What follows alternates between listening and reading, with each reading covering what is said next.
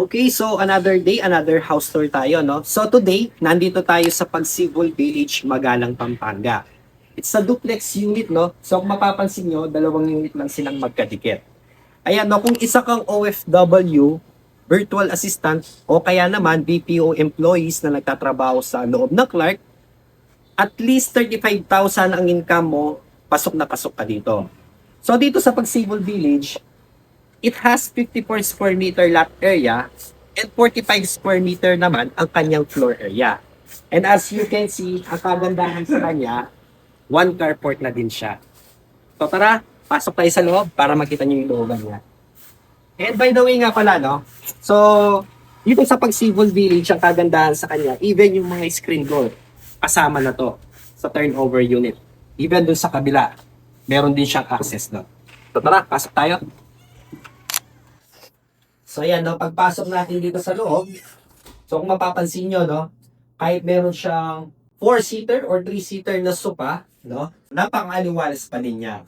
And ang turnover ng ating unit is finished turnover.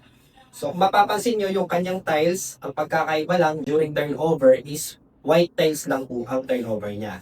And white painted finish, pagdating sa kanyang second floor naman is naka-vinyl siya and meron na din siyang ceiling. Provision for 2 bedrooms and 1 toilet and bath. So dito sa toilet and bath natin, so ganyan na din yung kanyang turnover. So wala ka nang ipapagawa. And sa kanyang kitchen area naman, hindi lang kasama dito itong mga cabinet and itong sa ibaba. Pero ang turnover nito, so ipapakita ko siya sa screen, ganyan po siya. So yan na pagdating sa second floor, as you can see, meron siyang 2 bedrooms. Pero syempre, ang turnover nito is provision for 2 bedrooms. Hindi pa kasama ang partition. But of course, syempre, yung kanyang ceiling kasama na yan.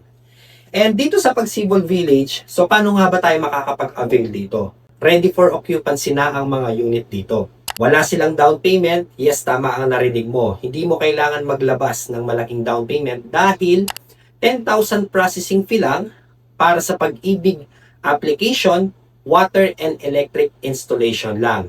Then after nun, mag-stop payment ka muna. So maghihintay ka ng around 5 to 6 months. Once na na-approve ka na, dun pa lang din mag-i-start ang monthly amortization mo na 12,090 per month. So kaya kung interesado ka dito sa Pagsibol Village, mag-comment ka lang ng RFO sa comment section or i-click mo yung message button sa ibaba. Kita-kits tayo sa site viewing.